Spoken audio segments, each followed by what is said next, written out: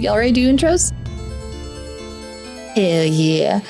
Hey everybody, if you don't know me, I am Sarah Roberts. I use any pronouns. I will be playing Lucy, our changeling Magus, who is currently playing Kyra, a hapless adventurer.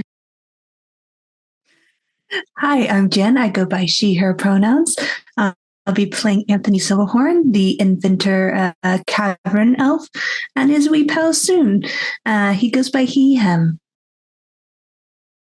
Hello, everyone. My name is Robin, and I shall be playing Annelisse, the half-elven bard. We both go by she, her. Hello, everybody. I'm RJ. Today I'm playing Titus Valentine, and we both go by he, him. He's a ranger. I'm a menace. That's my problem, not yours. Hi, everyone. My name is Satan, and I run this lovely game for these beautiful, amazing people. And I go by she, they, and I'll play the world around you. Last session, the party continued to divide and conquer in their quest to get Annelisse her look back. That seemed to be very important to her for an undisclosed reason. And they continued to suss out what exactly was happening at the roadside rest stops. Lucy distracted Xavier with a day of pie baking and chit-chat. Anthony escorted the shop owner and her son to safety, and Titus investigated the new construction that just started out at the burnt shop. There we go. I know words. And our dear Annelisse successfully did retrieve her loot after talking to Vi, a worker at the hideout, who had a little interesting, combat encounter. But once Annelisse retrieved her loot, she seemed to stuck around, and unfortunately, she got a little curious. And with that, Annelisse, you stand in this room filled with gold, jewels, weapons, and magical items. And last week, your eye caught the corner of a hatch, half hidden under a box, haphazardly put there. Maybe they were in a rush, whoever placed it back.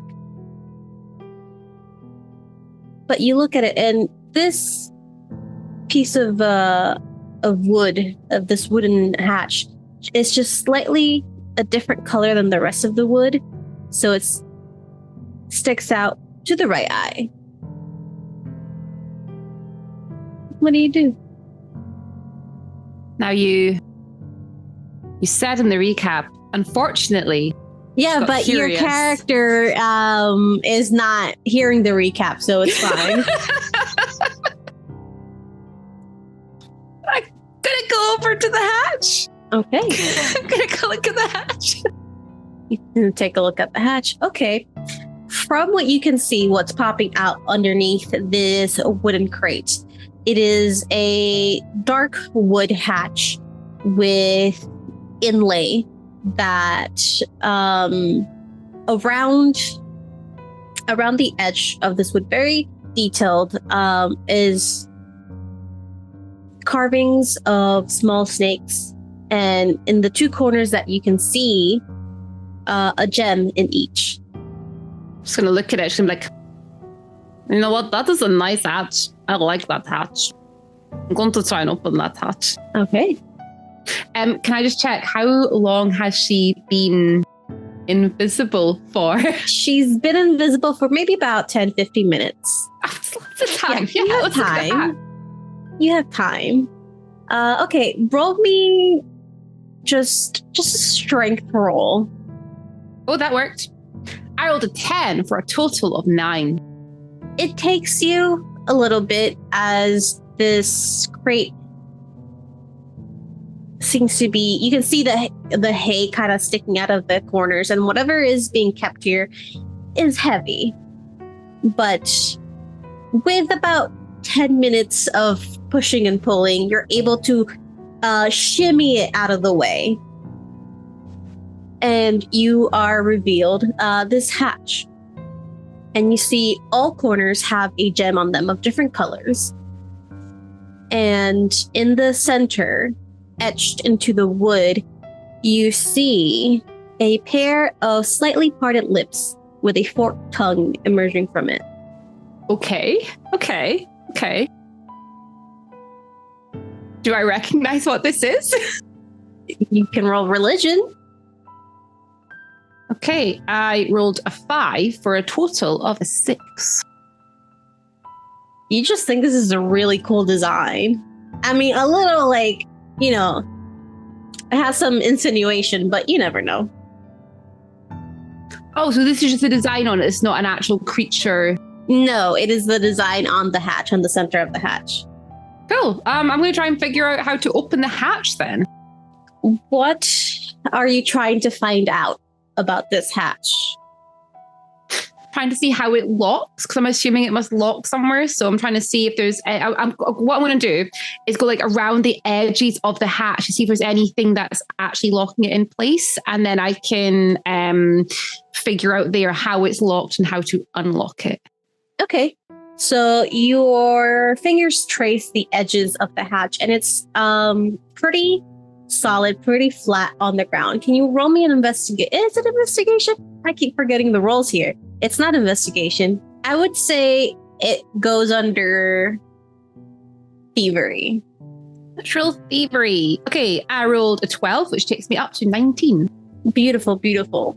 So as you slide your fingertips at the edges of the hatch, you don't see a lock or a mechanism on top. But what you do notice is as you trace your fingers and they graze over the gems, you see that they kind of start glowing. So the 4 gems are glowing. When your finger grazes against one, it glows. Oh, okay. Maybe I've got to like touch them in a certain order or something. Okay. When I do that and when the gem starts to glow, when I take my hand away from it, does it stop glowing or does it keep glowing? It stays glowing. I'm going to touch each one after another. Okay. I'm going to die. As you touch them, they start lighting up. And they're all lit up. Cool. Okay. I'm going to touch the weird suggestive mouth thing in the middle. Yeah, you touch it and it is very detailed. You can see like the little wrinkles from the lip. It is very beautifully made besides its suggestive nature. But nothing happens. Roll me a crafting roll.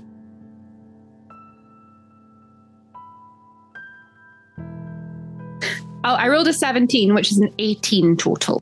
That's beautiful. As you're taking a look and I'm not going to say it like that, and investigating this relief of the lips with the forked tongue, you notice that these gems are different colors. They're different gems. And with an 18, you have been an appraiser of gems and fineries for a while. And you notice that there is an emerald, a pearl, a nephrite, and an opal. And after a while, the gems dim slightly. Okay, can I take the gems out? No, I'm going to touch them in a specific order, okay? Right. I'm going to touch the opal.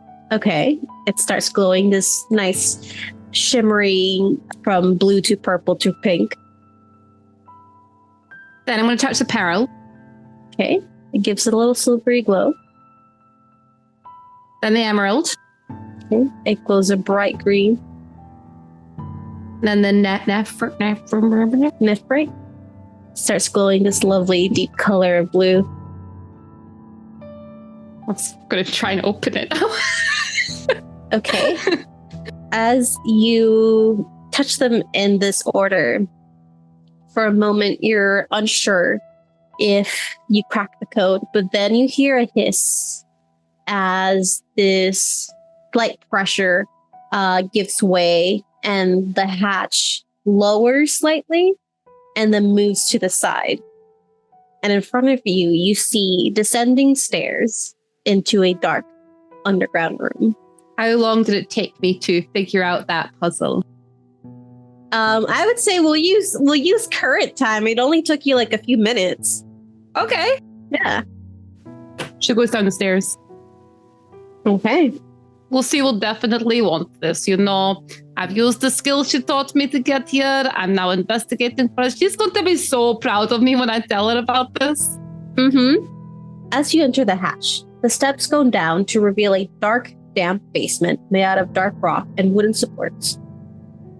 As your body enters the room, and the temperature drops here as in the darkness comes a cold, roiling mist from the other side of the room. The only light comes from the dim glow of rooms carved on tables that sit in front of a large, rocky hand that seems to erupt from the darkness below. And with that, Kyra, you have been sitting with Xavier chatting for a while, and he starts asking you questions about where you're from and where you grew up. And he's interested to know about your journey here. Did you always travel with this group in this continent? No. I've traveled with others before. I've been here a little bit, but I spent a lot of time in Aloria. That's where my home is. Well, I'm surprised you made it over here all in one piece. Why do you say that? The waters are dangerous this time, with everything going on. True, but I guess I'm just lucky. I heard that someone has seen a ghost ship off the coast of... where'd you say it was? I think it was that off the corner of off the coast of Nays? I believe so. Yes, it was. Okay, you got there faster than I could get to my notes. It's fine. Do you think it's really a ghost ship?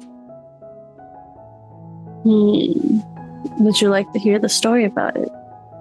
Yes. And her eyes get really wide and excited. The story goes, once a smart yet gritty merchant scoured up and down the coasts of Nays, looking for a crew to take on a dangerous job. With offers of money and gold, he found the right crew. A pirate ship, for this job was no easy feat. It involved a lost treasure, promises of power, money, and relics, and a treacherous journey to the jaws of the serpent. The jaws of the serpent, what's that? It's, from what I've heard, I don't even know if they're real or not, but it is a circular mountain range out in the middle of the ocean. The spires grow up dark and bleak, reaching into the dark sky that seems to always be around it. I don't think those mountains have known a day of sun or still waters.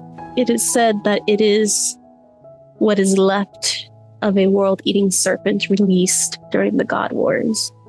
The God War... Well, the God Wars wasn't the major war prior that we talked about in our previous adventuring, was it? It wasn't the previous war between... Okay. Yeah. Okay. This was like thousands of years ago. Oh, well... I don't think it really exists then, because all of those gods, they just kind of, they appear to have up and left. Well, yes, it's true.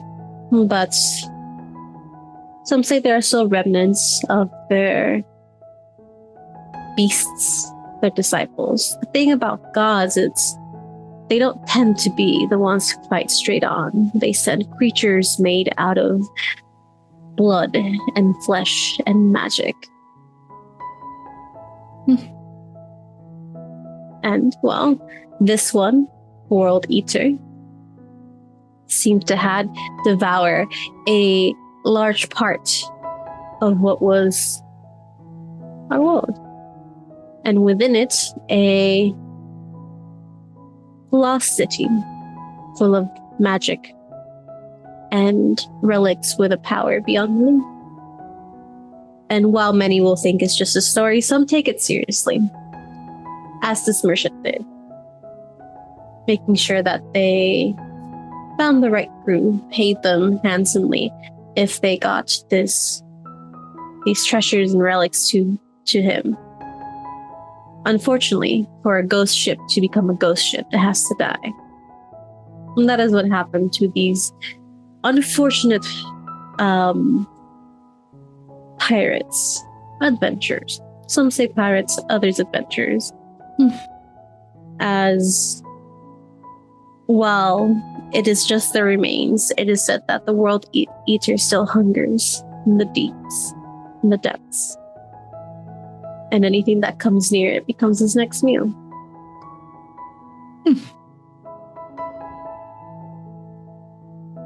Well, I'll be sure to steer clear of it then. If it's real, obviously. Yes, if it's real. I have had a lovely time with you, my dear Kyra. Unfortunately, I will have to be leaving soon. Oh. All right. But how long will you be staying here? I don't know. Rasha didn't really say how long she'd be gone. A few days. What about you? You said that you were leaving. You said your time was almost done yesterday. It is, but I have to wait for someone. Can't leave this lovely piece of land without its protection, can I? Can I ask you something? Ask away. Obviously I have to handle the shipments and the inventory and Rasha's books. I'm not judging you, first off, but why are you extorting money from her? A single mother and her child? One must do what one must to survive. No offense, but you seem pretty well off. Why do you need to take from people who have so little? In this world, my dear Kyra, there is good, there is evil, and there's everything in between. But on the opposite ends of that scale comes bigger threats. And sometimes the presence of a lesser evil confronts the presence of a greater evil. So you're saying that you're evil? It's been thrown my way a few times. What do you say? I didn't ask you about what goes on in the world. I'm very well aware there's many shades of gray. But why do you choose to do it? I say, because I'm a loyal man. And I do what must be done. I understand that not everyone will, understand or see things from my point of view. But you shouldn't need to worry. Things will be done soon. All right. And if all goes to plans, I shall never grace the presence of Rasha and her darling child again. Are you going to go and terrorize another mother somewhere? No, I have bigger plans. This is just a stepping stone. An unfortunate one, I will admit. But such is the way of the world. What is your grand plan that you'd plan to do? Overthrow the kingdom? If only. I have no interest in entangling myself with the going-ons of nobles and politicians. That's not my MO. They can bicker and fight and drag whoever they want in the middle, which they will. I follow a different plan. Something set out to me by something better. Don't you follow your own plan? Sometimes, and sometimes I forget what it is in the middle of it. Then you're a lucky one that's not beholden to any strict rules or orders. No, not anymore. That is good. Despite your very lovely and happy attitude, I can tell that you've been through the not so pleasant areas of this world, been dragged through by people who did not have your best interest in mind. Is it really that obvious? Maybe not to others, but to people who have experienced similar things, it's not a hard catch. I'll have to work on my poker face then. No need to change it. You have a lovely face as it is. And there's a smile as he compliments you. And what's your perception? What's your base perception? It gets a +6. Okay. Roll me perception. 16. As you are talking with Xavier, and he answers your question, tells you his stories, and spins you his tales, the smile on his face, while genuine, seems to freeze for a moment, his eyes unfocused, just for a split second, and his face relaxes again. She's not gonna hide that she saw that. I imagine there's like a kitchen island between them, almost, and she moves around it and just takes his face with both her hands and just, "Are you all right? You look like you just, I don't know, had a moment or remembered something unpleasant." And she's like examining him. As you grab his face. Gently, by the way. As you gently hold his face, his eyes focus again, and he smiles, not reaching his eyes this time. He nods. I'm all right. Just received some unfortunate news, I suppose. My dear, as much as I would like to keep this going, it seems that duty calls me. You're not that great a liar either, you know? Your smile doesn't reach your eyes.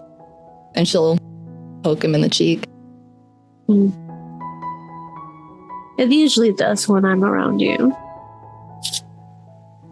Well, whatever it is. Just, I don't know, if it's dangerous, be careful. And if it's not, then, I don't know, have fun. Or both. I'll try my best of both. And he will put his hand over yours on his face. And if you are receptive to this, he will place a kiss on your lips. Yeah. She'll let him do it. It is soft and gentle. Nothing like the reputation that this man seems to have, at least in this town. It is very soft and gentle, as if it wasn't the current Xavier that you have met. It is something else. But he smiles as he parts way. Hopefully I shall see you soon. Well, you know where to find me. Enjoy the rest of your pie of the night. We shall speak soon. All right. He will take your hand, kiss the back of it, and he will grab his jacket on the way out. And make me another perception check. 21. I like 21. Lucy so much more in Pathfinder, y'all. As he gives you a goodbye smile and puts on this long leather duster, you notice a necklace that hangs from a long chain. And it is the image, it's a medallion with the image of parted lips with a forked tongue. I'm just going to say she takes that image in. I'm not even going to roll on it. He gives you one last goodbye. And we see him heading down the stairs and out the shop. And the smile on his face drops. And we all see, as he walks away in the night, this cold look. And a slight glow of his fingers as he traces a quick rune in the air. We, as the audience, hear possibly a message being sent. A few short words rally everyone up as he starts heading down south towards the hideout.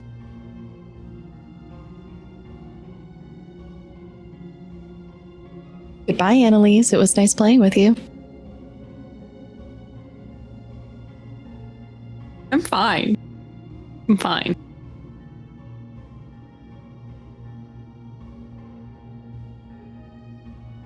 Titus, Hello. what have you been doing this entire time? Hunting to pay for the dwarven drinks that are about to bankrupt this man. Where did you go to hunt? South or north?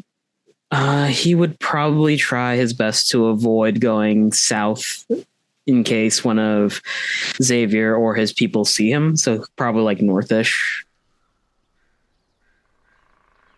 Anthony would have told Titus where he would be camping, right? So probably around that area, just so he could also check up on them.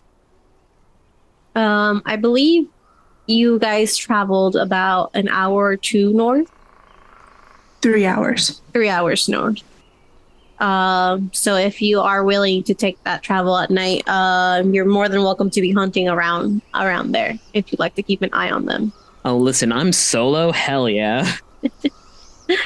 Roll me survival just to see what you can scrounge up from Mother Nature. That is a dirty 20. Dirty 20. You are able to hunt. You take a bit of smaller game, so you get some hares, some pheasants, and if you wanted to, you find a nice small lake that you can grab a couple of fish. And with the 20, you also get another boar that it was a little easier than last time. This one didn't try and succeed at goring you. This one actually fell into the trap and was stunned. Yeah, but you are arms full of food. You know that probably a good 30 minutes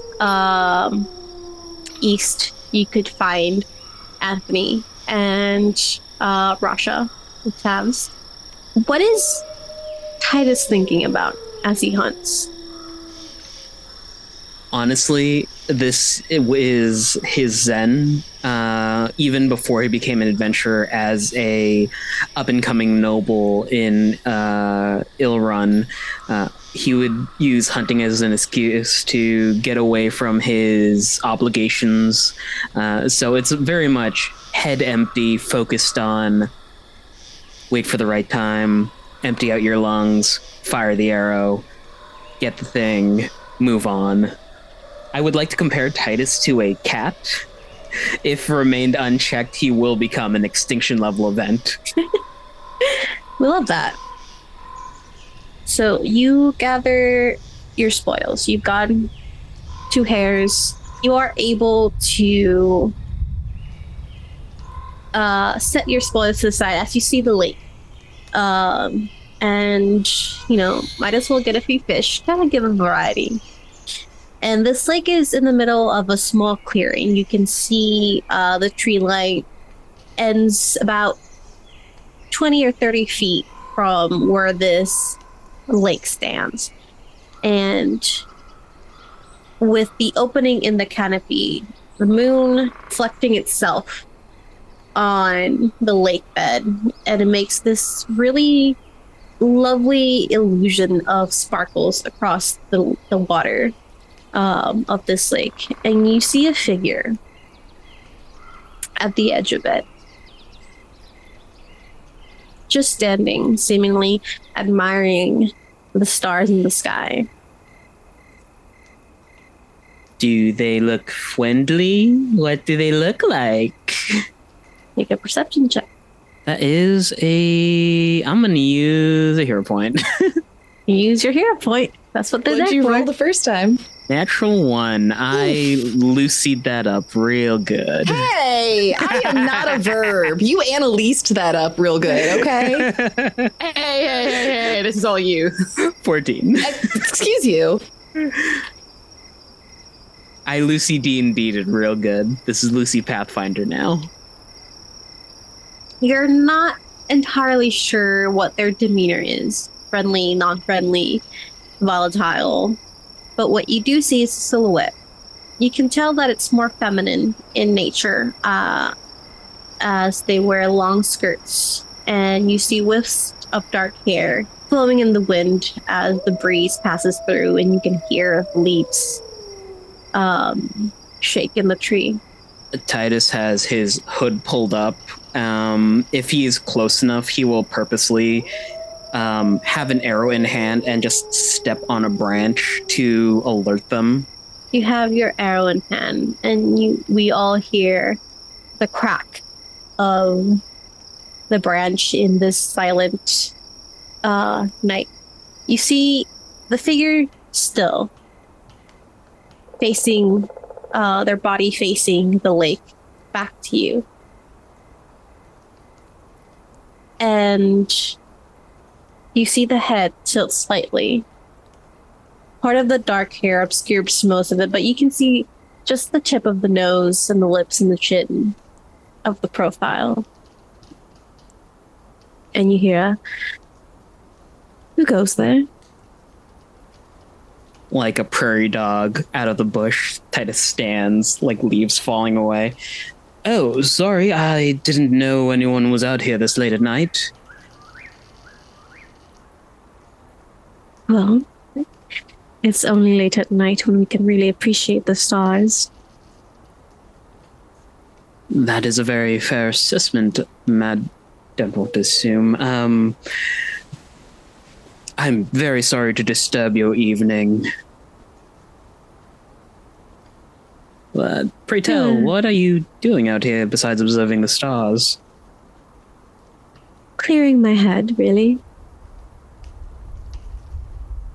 It's been a troubling few days, and, well, you know how I like to ponder at the stars. Was that directed at me? Do I know?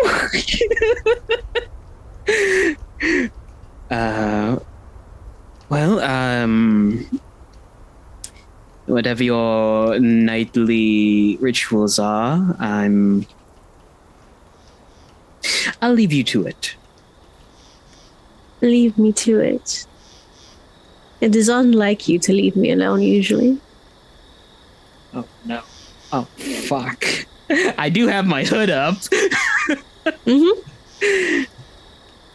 I think you might have me mistaken for someone else. Mistaken, though. I could never mistake that voice, though. Titus will move a branch out of his face to look at the figure, even like just a bit closer. Yeah. How close are you getting? 20 feet. Okay. It's the juxtaposition of them bathed in moonlight and Titus in shadows of the tree line. Mm-hmm. If it was like a sort of, who is it? Not Wes Anderson. Yeah, like the Wes Anderson, like long shot. They're bathed in this dim moonlight, and you see this ring of light that catches their figures as their head is still slightly turned to you, body still facing away. And it creates this this dark silhouette that is encased in the silver glow at the edges. I apologize. You might be known to me, but it has been a very long time. That's been very long indeed.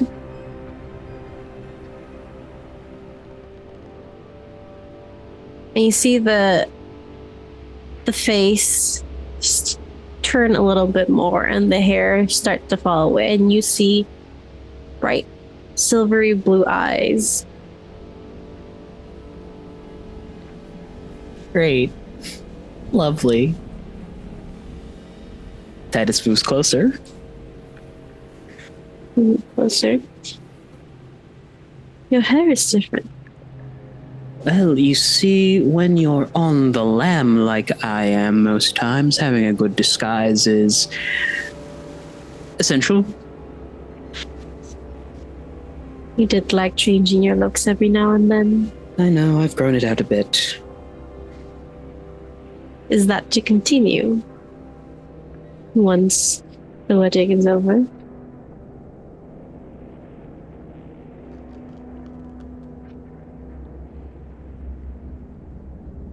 Tell me, do you change how you look to try and pretend to be somebody else? I change how I look because the red hair is very noticeable among the people of this land. And if a I lot of were the you, people I here. would not like to be tied to my reputation either. They wrote songs about me, you know. Not very flattering songs, mind. It wasn't a very flattering day. You remember? Only bits and pieces. In my nightmares, mostly. Do you get those often? More often than I care to mention.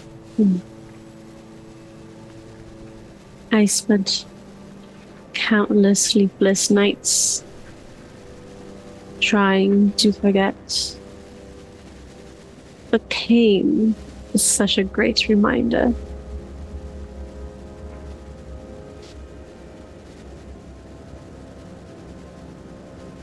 I won't try to make up any excuses. Though I was not in control at the time.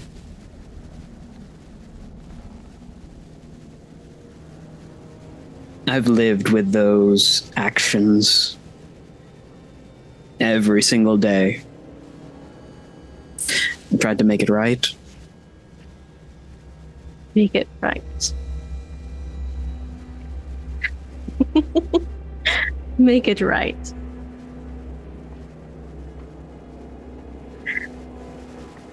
How you still love to set unattainable goals to yourself.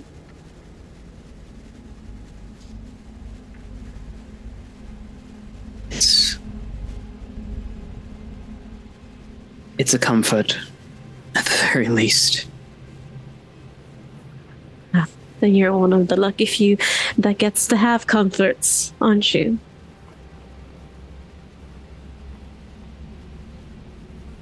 Why did you take up my name? Why are you keeping up the business?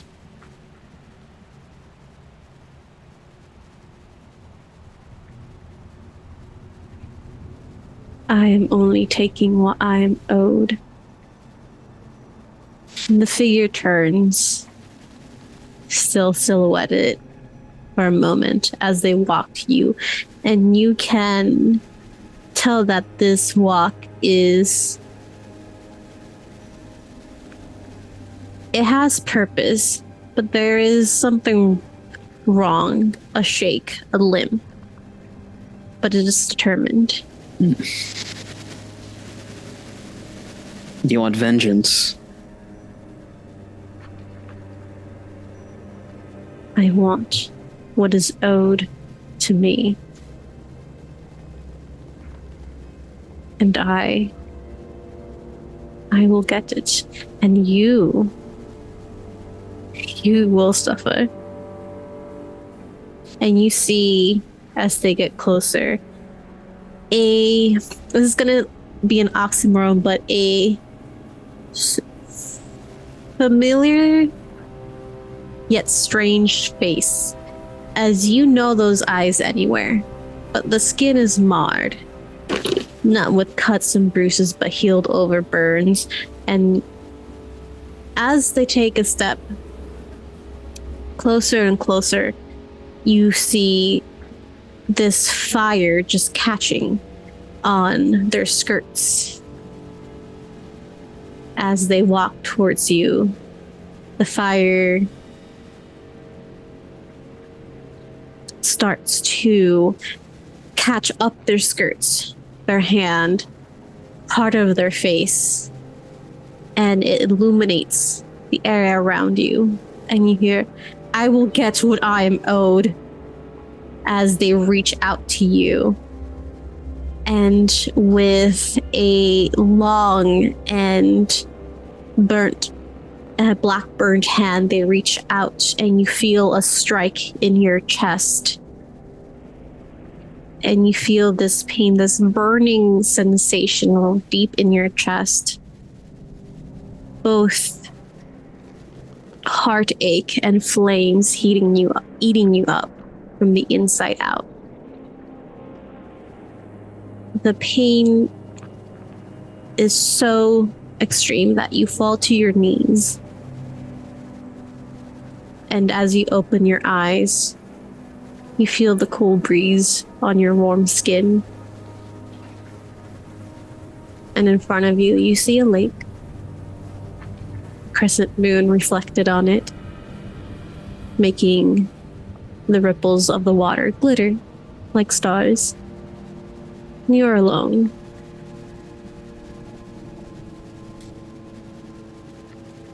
Titus has sat up at this point, and he is rubbing his chest where he was hit. There is a very dark look around his eyes as he sighs and stands back up, turns and picks up this stick that has a bunch of fish hanging off of it. Mm-hmm. And he begins to make his way to Anthony's camp. All right. Very dark, very brooding. You make your way. Anthony. Yes. You sit with Rasha and Tavs. It is late in the night, but Tav still has some energy left in him as Rasha tries to tire him out, getting ready for bed. And you see her twirling him, dancing with him, entertaining her child. When he pauses, he eats what little you guys could find in the wild, while pairing that with bread and rations that were brought with snacks. Water skins filled with juice that just hits his little sweet tooth.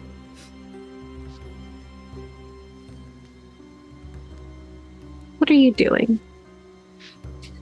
Well, I was having a conversation with Mr. Spooky before this.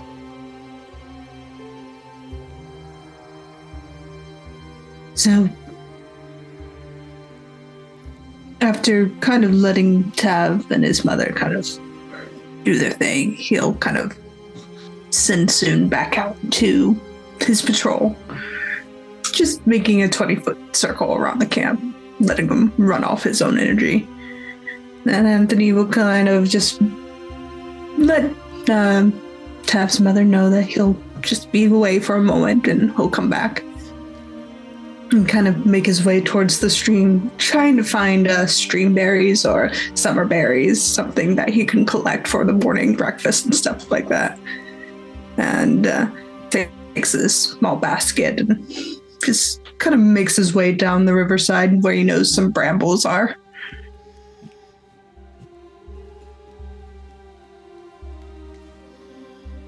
You do this, and Russia gives you the stay close, be safe warning, as mothers do tend to worry. And you forage near the riverbeds, the tree trunks, and you find a good handful of berries. Roll survival.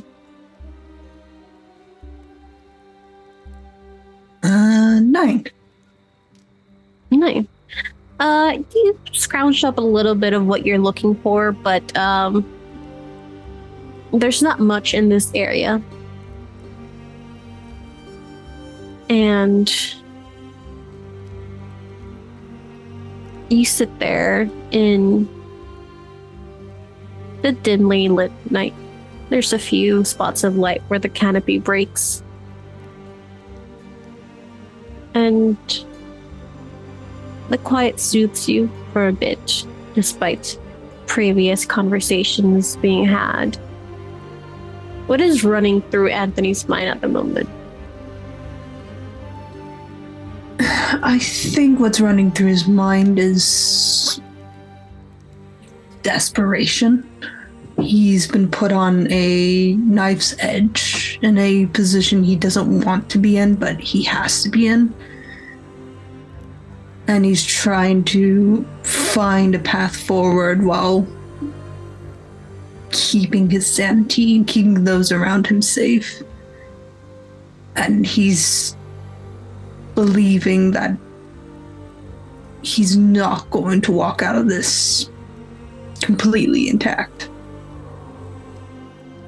While the cool breeze soothes your warm skin, there is this roiling darkness from your thoughts. And the deeper you go into it, you feel that warmth in your chest. But it's uncomfortable. It is not soothing. And it grips you. You don't hear anyone, but it is a reminder. And as you feel that warmth, you feel on your hand. So you're right-handed or left-handed? He's right-handed. Right-handed.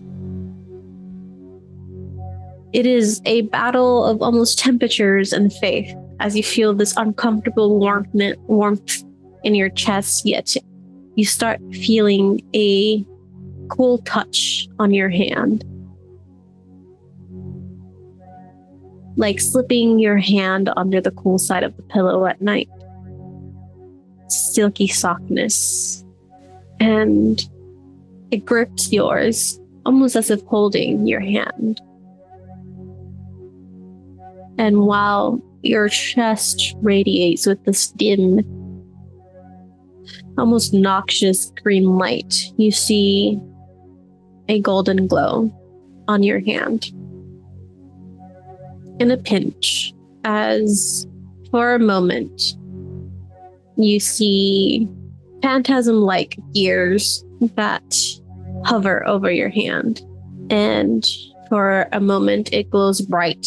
As you turn your hand over, you feel this heavy metal, spherical casing with intricate locks and gears.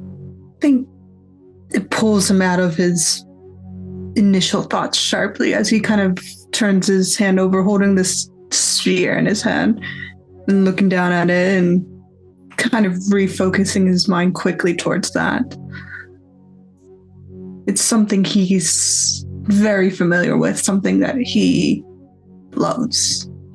It's something that you've been learning for decades now, that has become a part of you. And you look at this casing made out of bronze and gold with intricate designs. And you open it and it is empty, as if waiting for something to be put in, begging for a core to function.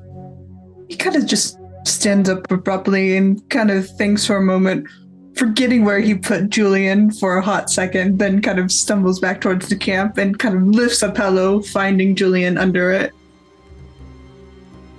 Julian is still this spherical mesh of gears and gears that don't turn and don't click, don't do anything, as they are devoid of life until you command it.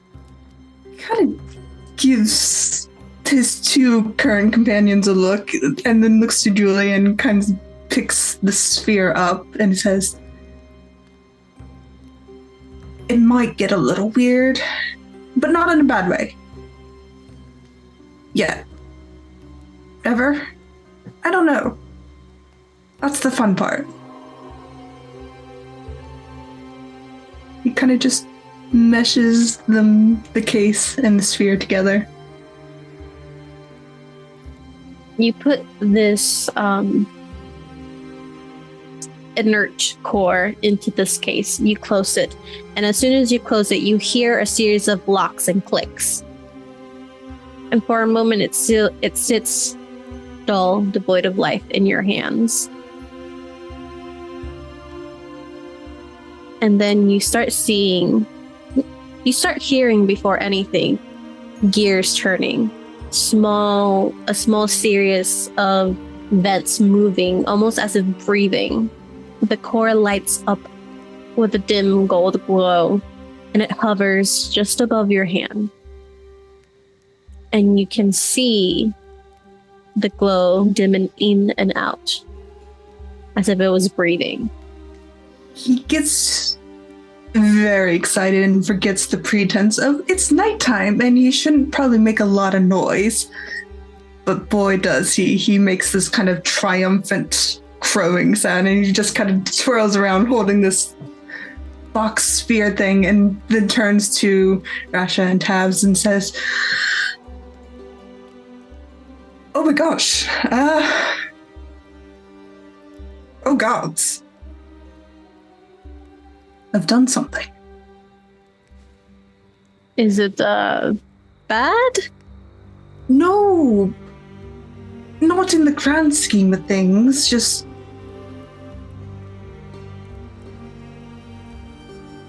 "40 years I've been waiting for this to happen.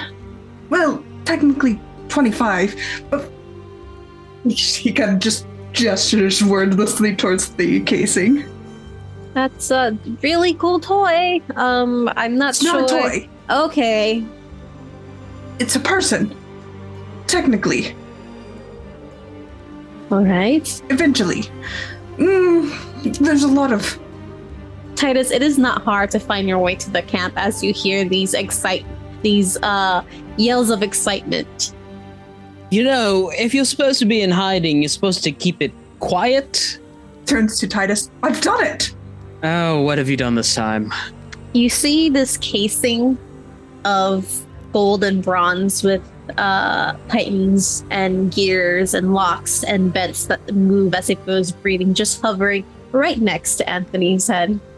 In an equally excited voice, "You finished your doohickey! Person? Your whatchamacallit? Automaton. Automaton. Thingamabobs, I've got plenty." Oh god, I'm a father. I would think you have come to this realization already after publicly adopting. Oh, yes, no. I mean, yes. Now you consider yourself a father? No. I mean, I know. Yes, no, I know. He gestures towards Soon as he runs by, and then tries That's to not Titus even who I'm talking about. and then towards the town where Lucy is, as Kyra is. Yes, I am. I play. Yes. I've brought you fish. Oh, what kind? Some trout. You can smoke it. I mean, it's nice. It's fine. But I'm a father of a peoples. He kind of gestures towards the container again. Lo, they shall call you Abraham, for you are the father of many. Oh God, please don't do that. No, oh. You are the progenitor of automatons. I have progeny. You have progeny. Now start acting like it. We all know that's not gonna happen. Oh, soon your people are doomed. Oh, wow. Oh God. Anywho, I came to drop off some food and check up on you. I need to go back to town to pay off a rather large debt that I can feel is racking up as we speak. What debt? There are some builders in town who wish to reclaim the old bakery and change it into something else. Apparently, my wife wants to turn it into something. I don't know what. I promised them a drink to keep my cover of being a hunter living here in this crossroads. As I ask questions about what's going on. That's very brilliant of you. And are you okay? No, not really. I had a nightmare vision of her in the forest. She was on fire. She stabbed me in the chest. It was quite sobering. You hear as you're having this conversation, Rasha just whispered to Tabs, "We're going to go to sleep now, right? We're going Hello. to... Hi. Sorry, I'm a bit loud. I'll quiet down a bit. It's okay. Come on, Tabs. You did not hear what you just hear. It's time to sleep. Let's get to your little stuffy." It's just like Hallucinations. starts ushering him into the tent. I think kind of turns his attention away from that and back to Titus. So yeah, that's how my night has been going. Do you want some coffee? No, I wish to knock out tonight. I do not wish to be awake any more than I need to be. I have some chamomile. That is fine. I don't know. Maybe when I get back to town, I'll just drink myself into oblivion. Haven't Anthony, decided roll yet. me fortitude. Uh-oh. Titus has begun to put, started to gut the fish and then put them on skewers to plant by the fire to just grill them. As you're doing that, Anthony, through the excitement, you've not noticed this growing heat in your chest until it is far too late. You feel this pain as if someone was clenching your heart, and you fall to your knees. And you get the sense of danger.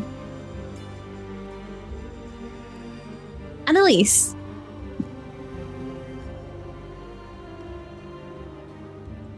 As you descend down these steps, it is hard to see in this darkness. Even with your dark vision, it is blurry at the edges. You do notice the small glowing runes of enchantment and magical tables that are located right in front of this larger than life hand that's erupting from the earth, and you can tell that it is holding something in it. I don't know what to do. I mean, you could get the heck out of there. I have 32 minutes by my calculations. You greedy son of a. There's a loading screen as Annelisse is walking down the stairs, and it reads, "Some creatures have true sight."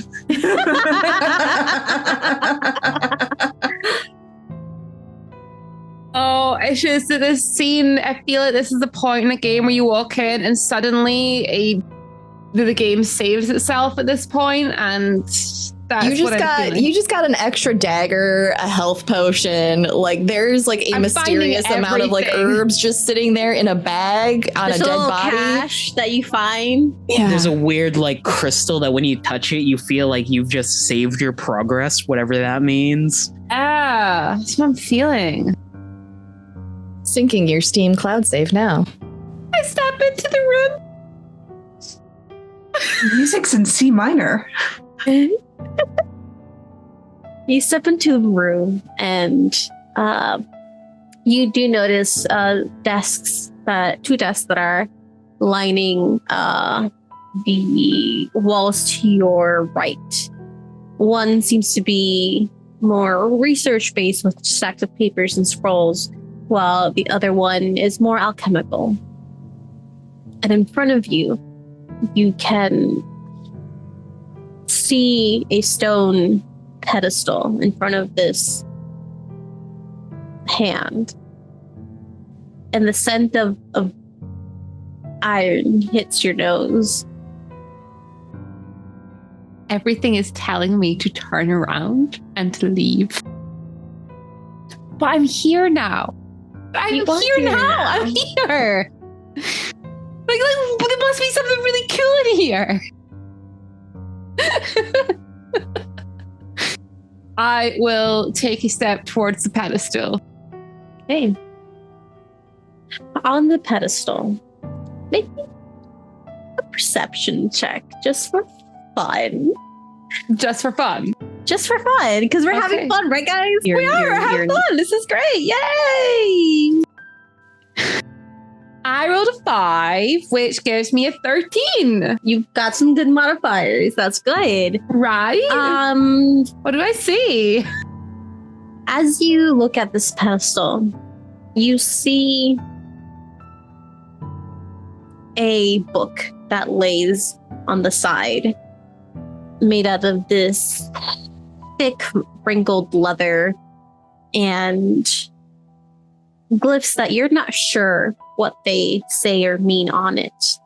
But what really grabs your attention is in the center of this pedestal, in the middle of a ritual circle of some sort, drawn in a dark ichor where this iron smell is coming from, sits a blackened heart with a dagger through the middle.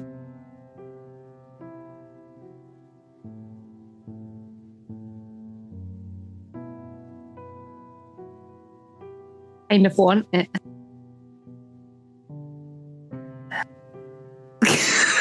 Do you want to see what the dagger looks like? Do you step closer? Yes, can I go closer and look at the dagger? Yeah. Okay, let's do that. You go closer and look at this dagger. From what you can see, at least, as half of its blade is stabbed into this humanoid-sized heart, but blackened. You see part of the dagger itself is curved, almost like a serpentine pattern, and the hilt of it is made out of these two wings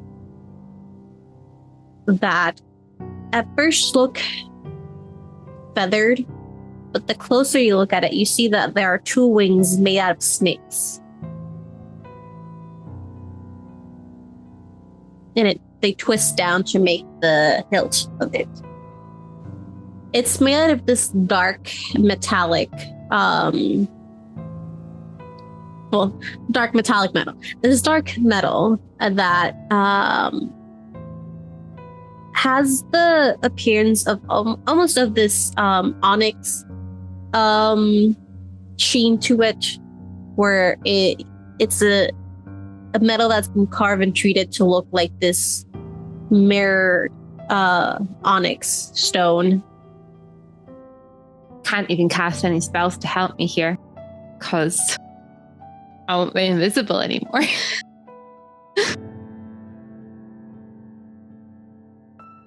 I want the dagger. Okay. It's a nice looking dagger. It's a cool dagger. Yeah. She's kind of like looking around. She's going to be like, I don't really understand what like most of this stuff is, but like, I bet that Anthony, I bet he would like understand this stuff. There's lots of like weird things around. I should make some. Into this. No, tag Anthony into this. You've already pulled Lucy into it. Go ahead. He's been Figure out how to work good in boy. Titus too. What about Peanut? Why not pull Good Peanut boy. in? Why don't you pull the dog in too? I just want you to know that when you pull Lucy into this, you also pull Peanut into it. So have that sit on your conscience. Robin, I am stress ukuleleing right now. I hope you are proud of yourself. I take the dagger. What have you done? As your hand wraps around the hilt and pulls it out. This cluster that's been sitting in the center of this hand moves as you see a giant eyeball turn to look right at you. Oh, no.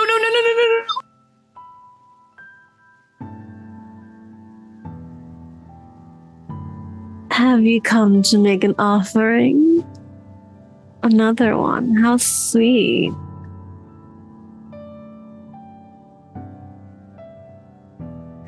Oh, Do I recognize the voice? You're new, aren't you? You do not.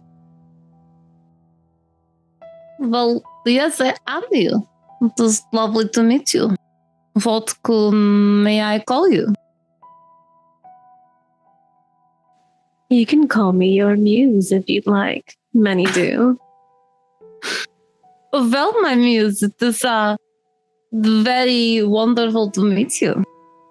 Always been looking to meet my muse. And what may I call you, little pretty one? Oh, I like that. Let's stick with that. You are... Interesting. You see the eye will move as it regards you.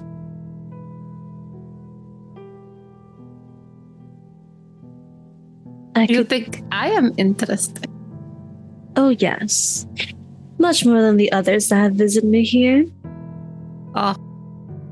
So, do you work for the man who owns this place?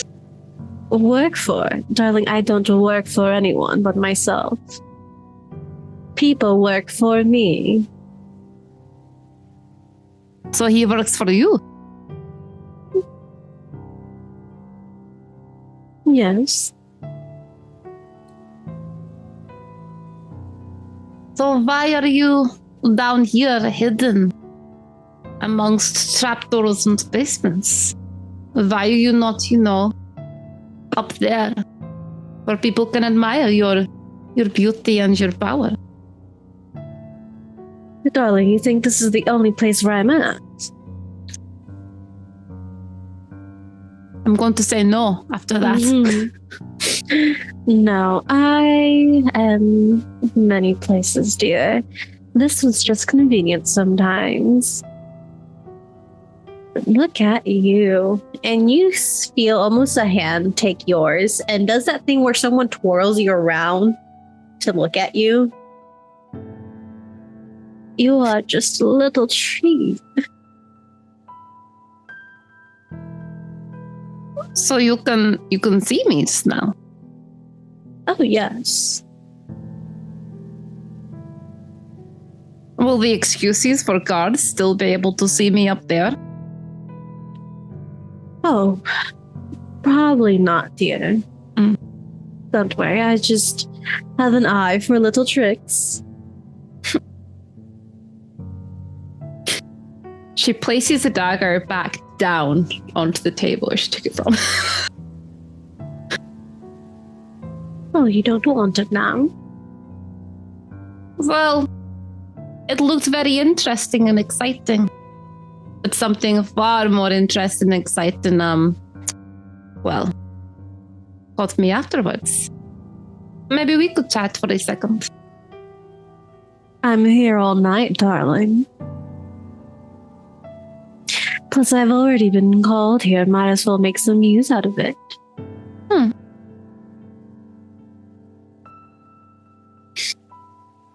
So, the people in here who work for you, what do you have them doing exactly? Oh, a little of this, a little of that, you know. The girl's gotta keep all her options open. Well,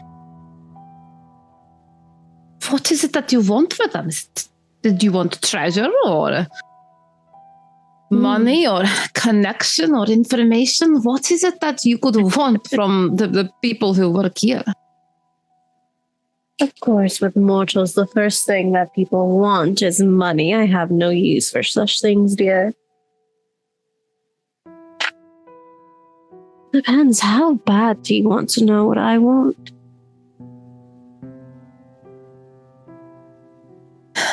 I could use if you keep someone talking like to me you. like that, then pretty badly, actually. I could use someone like you. Oh. Pretty, I can tell you're smart. Charming.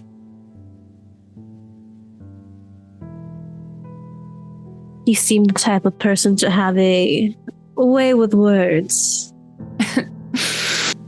Oh, stop. You're just flattering me now. Just because I'm flattering you doesn't mean it's not true.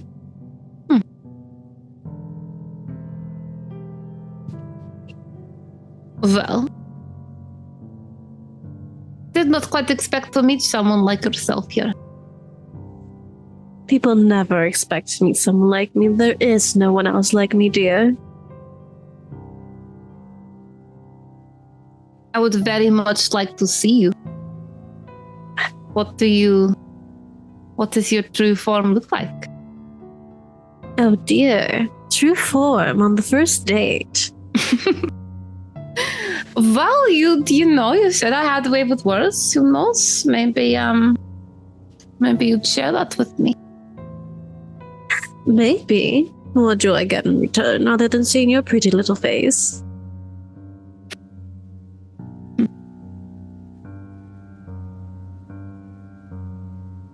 Well,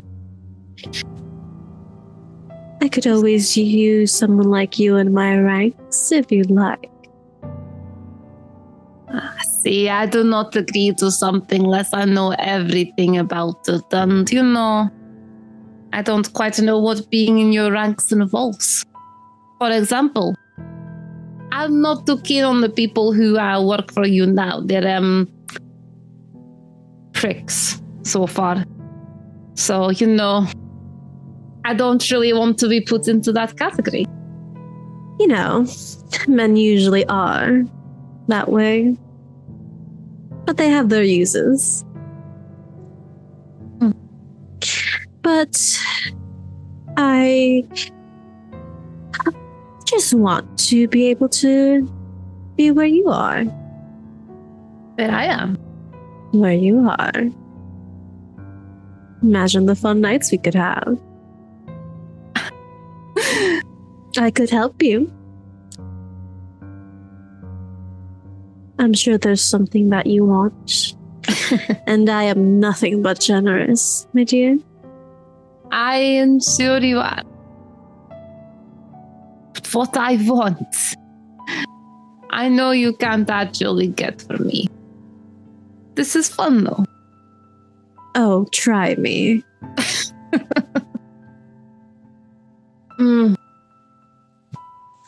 What I want is not even on its plane of existence. I don't know where it is. Darling, Or neither am vanities. I. So where are you? Not here. What are you looking for through the planes of existence? Money, power, people, treasure, things, whatever else mortals like. This is fun. But what I want is the other half of me. The one who completes me. The one who is lost. That is what I want. And I have spent years trying to get that back. I doubt you'll be able to find her. Your doubt hurts. I'm sorry. Have you been looking all by your lonesome? Yes. Well, maybe it's time you get a partner that could help you find your other half. How sweet.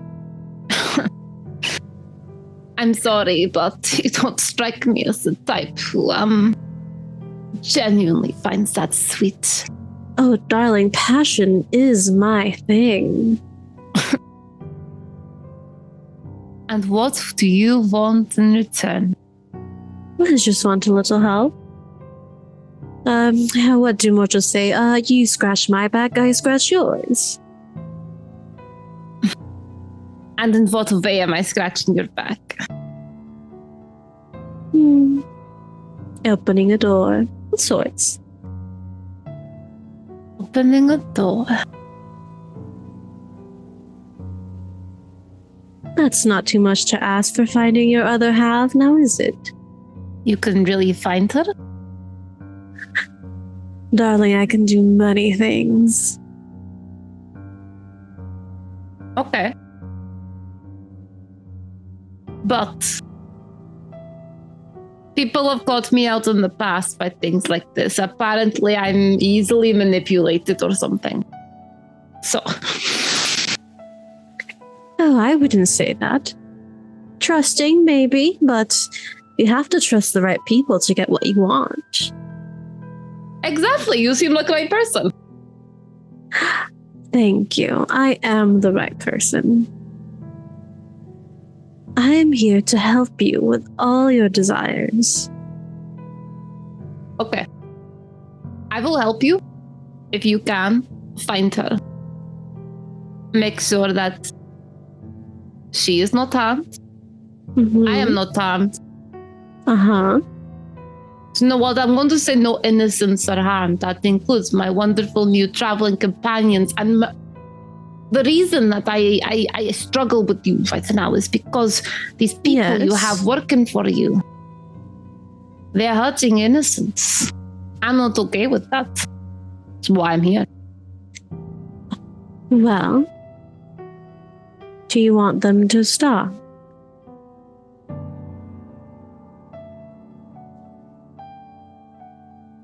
Yes. But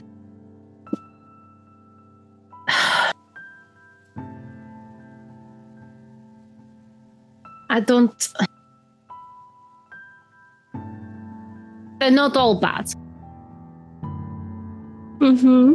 And my Good friend's and taken a liking bad, to one of them, so, you know. Guilty. It's all really a matter of perspective.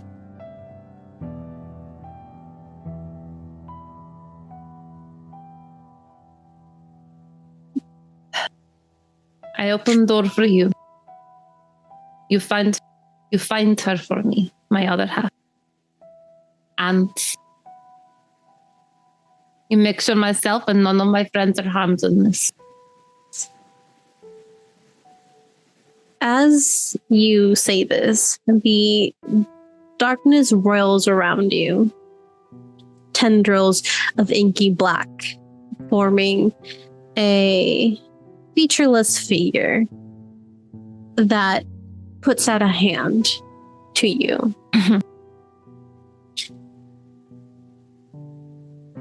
It turns from black to this beautiful dark skin with long nails that are this deep emerald in color.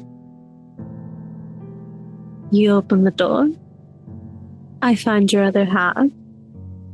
And none of you or your friends are harmed.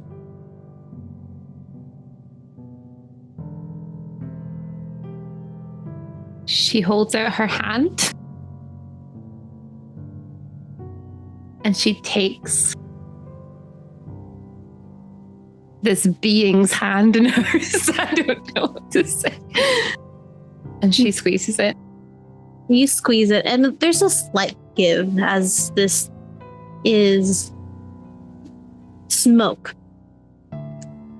But there is a solid hand that grasps yours. And you hear right in your ear, it's a deal.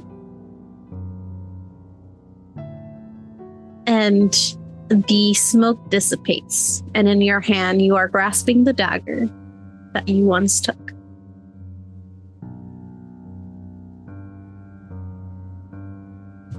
Okay, so by my calculations, going to go back upstairs now.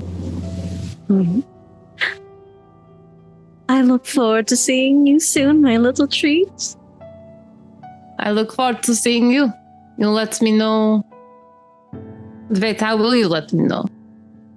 Don't worry What door about do you that. want opened? I'll let you know. Well, my muse, I will see you soon. Very soon. Have fun.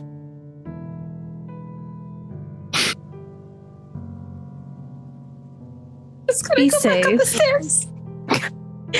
You go back up the stairs.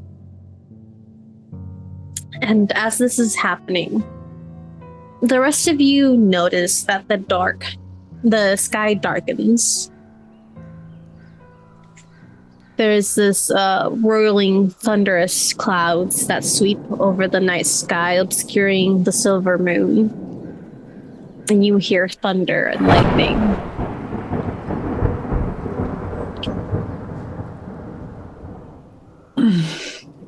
You all right, Pops? I think something terrible is coming our way. I was hoping it was just indigestion. No, he kind of taps his chest. We got a new sense about things, and we should probably, he looks towards the tent. Titus grabs him by his shirt collar. What does that mean, Anthony? Are you possessed again? Please. I've been straight with you on a lot of things happening in my life. What's going on? I have two beings in my head. One's divine and the other one I have no idea about, but that's okay. Titus releases the grip on the shirt, steps back 2 paces. Excuse me one moment. Walks into the woods. Dragon shite! Walks back into frame, creasing down like his shirt. I feel better. I'm glad. Yes. I'm telling Lucy. All right. You can tell her about the god part. You told me it was a thing and now it's a god. But the divine part is a god. I mean, he points to Julian. I didn't do this alone. This was a long 25-year project. Julian is a project of a goddess, and I'm literally down, and that's separate. That's fine. That's good. That's whole. How long? The green thing or the goddess? The second thing. I knew you and Gond were like, and he crosses his fingers like this. What about the second thing? Is this like the angel sword thing that I read about? I was dying and I made a deal. Great. Perfect. Lovely. I hope you enjoy the grilled fish. I've got to take this ball back to town. It's heavy as and it's about to rain. I love you. I'm coming with you. He kind of picks up soon. Wait, you're going to leave those two out here by themselves to fend? I've seen you do irresponsible things, but this is something tangible that you can fix.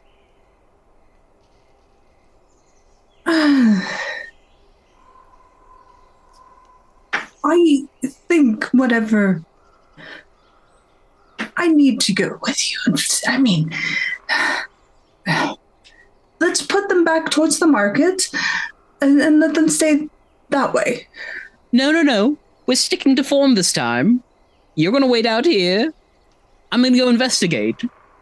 I'm but. No, you stay. Yes, but. And if I even feel you coming, I will shoot arrows at you till you retreat. I mean, you could try and hit me, but I don't think you could. Titus reaches into the back of into his arrow quiver and just starts snapping off arrowheads. They won't be blunted. There will be splinters. Do not test me. We are better as a unit. We are better as a unit, yes. And I'm the only one who can heal all of you.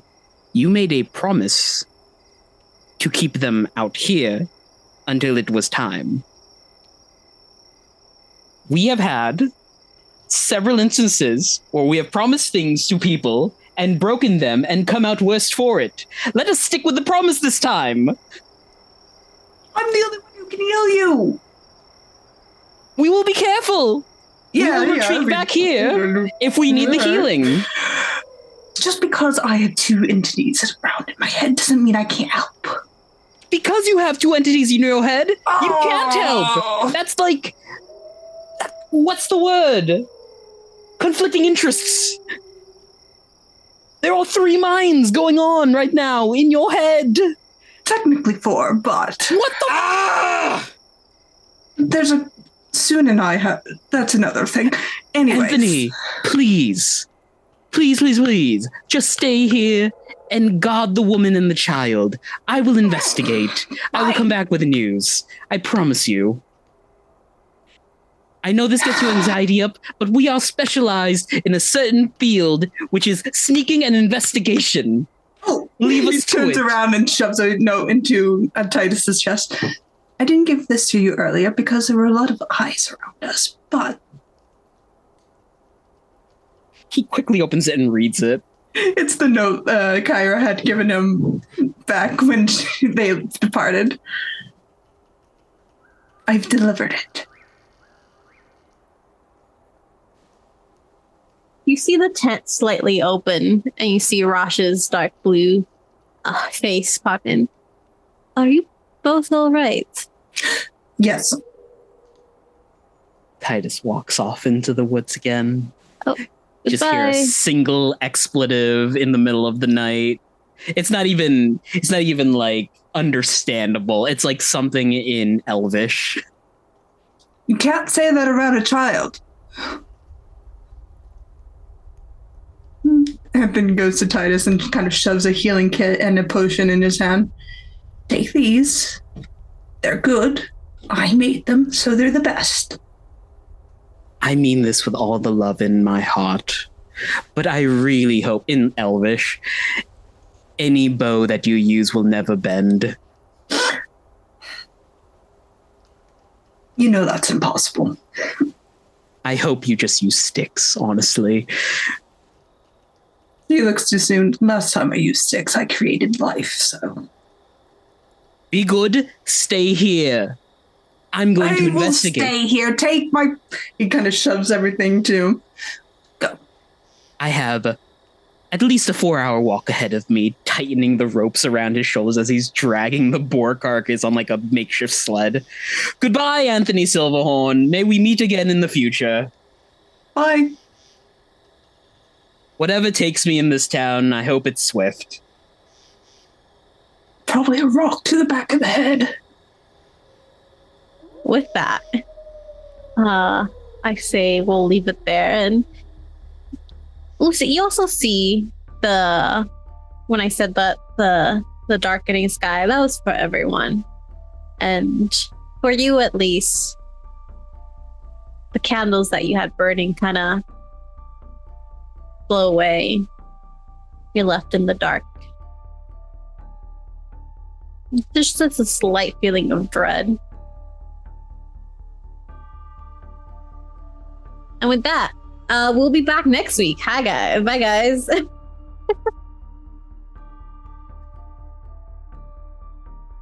Hey, everyone. Thank you for joining us for tonight's episode of Nexus Adventures. Don't forget to leave us a review on your podcast platform of choice. It really helps our show grow. Anthony was played by Jen. Annelisse was played by Robin. Lucy was played by Sarah Roberts. Titus was played by RJ. Your GM tonight was Alyssa Vamp. Check out our show notes for cast info and links to the Hype Goblins affiliate sponsors. Codes provided will help further support the show as we purchase new Pathfinder content for the GM and cast. If you'd like to join us for our Patreon-only after show, visit patreon.com/thehypegoblin. This show and others like it are made possible by the generous support of our patrons.